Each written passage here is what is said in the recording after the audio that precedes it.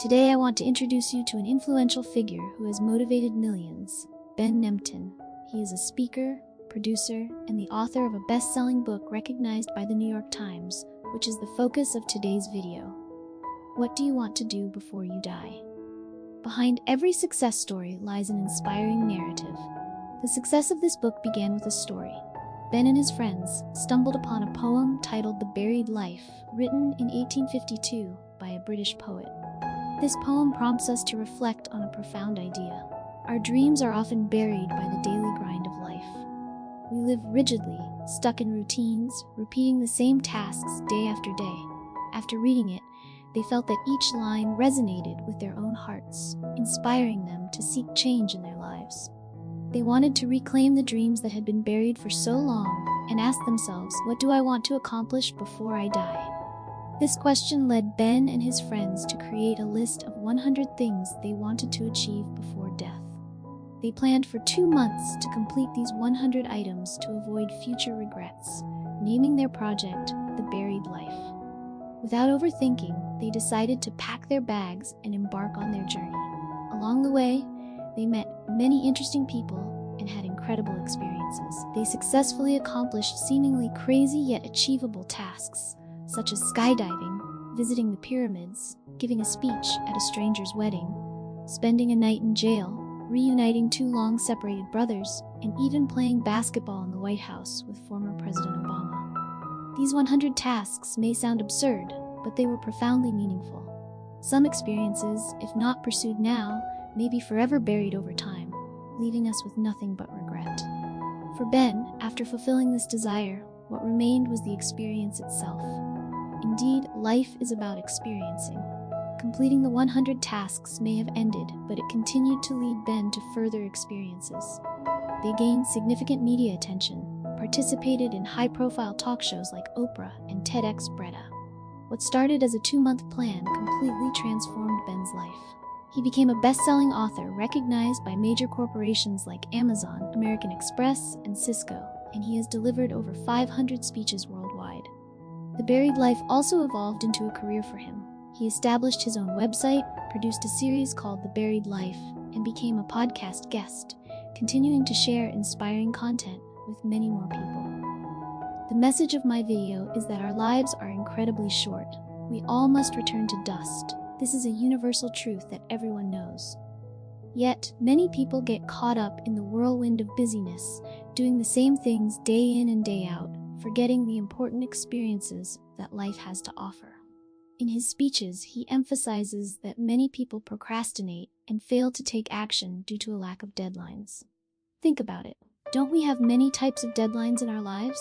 Assignments due next week, end-of-month reports, annual KPIs, or college projects? All have clear deadlines that force us to complete them, often at the expense of other things. However, personal plans are different.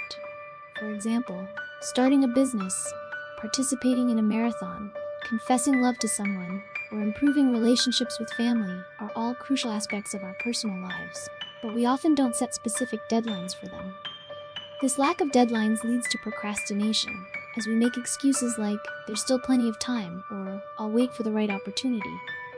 We might say, I don't feel well today, I can exercise tomorrow. One day rolls into the next, and eventually, we realize that everything is too late, and time will never come back. A study from Cornell University interviewed terminally ill patients to understand their thoughts on life experiences. About 76% of them expressed that what they regretted most was not their failures, but the things they wanted to do but never accomplished. Most of them stated that if they could live again, they would not live according to others' expectations, but would have the courage to live for themselves. We often conform to the influences of those around us, feeling pressured to have a job, own a beautiful house, drive a nice car, or use the latest phone. While most of these desires stem from good intentions, blindly chasing them means we are living in the expectations of others. Ben advises us to regularly take time to reflect and imagine ourselves when we are old, sitting on our deathbeds, looking out the window, and asking ourselves what we regret not having done. If you find things that you regret, write them down, plan them out with specific deadlines, and take action immediately. There's no time to hesitate because we only have one life. According to research, just writing down your desires gives you a 42% chance of achieving them. So set aside all doubts, excuses, and procrastination and commit to following through. However, Ben does not suggest that we should immediately quit our current jobs and pursue our passions full-time. Instead, we should think about what we truly want to do. Alongside maintaining our primary jobs, we should dedicate time outside of work to pursue our plans. If you genuinely want something, you will find a way to make it happen. For instance, if you want to become a professional trainer, you can spend time after work researching online or buying books on fitness and nutrition. If you want to be a chef, you can take weekend classes or learn new recipes. By dedicating just a little time each day, you'll find that in a year, you will have accomplished many things. Even small changes can significantly impact your life. Tim Urban, the founder of the website Wait But Why, has spoken at TED about inside the mind of a master procrastinator. Tim is also very talented and is one of the 6 people that billionaire Elon Musk follows. On his website, he provides a way to visualize a person's 90-year lifespan using simple yet intuitive squares, along with specific numbers to show what one can accomplish in a lifetime. For example, if you are 30 years old and read 5 books a year and you live to 90, you will only have time to read 300 more books. You can use this method to calculate how many more times you can travel, how many more mountains you can climb, or how many more family gatherings you can attend. This visual perspective helps us maintain a clear attitude toward facing each task in life. Tim also uses a similar method to calculate the time he can spend with his parents. This realization was quite shocking for him. Tim said that since graduating high school, he had to move to another city for college and could only return home 3 to 5 times a year, each visit lasting just a few days. After calculating, he discovered that since starting college, he had spent 93% of his time away from his parents. Now he has only 7% of his remaining life to spend with them.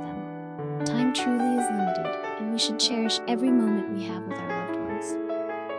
The final point in this book emphasizes the importance of contemplating death. This practice helps us maintain a clear mind amidst the busyness of life, allowing us to reflect on how we truly want to live. When you start to think about death, you may feel uncomfortable or even scared. However, if you reconsider the deadlines you set for your finite life, you will learn how to live the rest of your life meaningfully. You may find that you no longer waste time on meaningless tasks, that you have the courage to do things that once terrified you, and that you are determined to step out of your comfort zone. You will cherish every second and every person in your life, living more fully and meaningfully, so that when you say goodbye to this world, you won't have any regrets.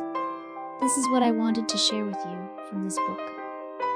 I hope today's video brings you motivation to embark on your plans and take action on the things you want to do before you die, so that you will never have regrets in life.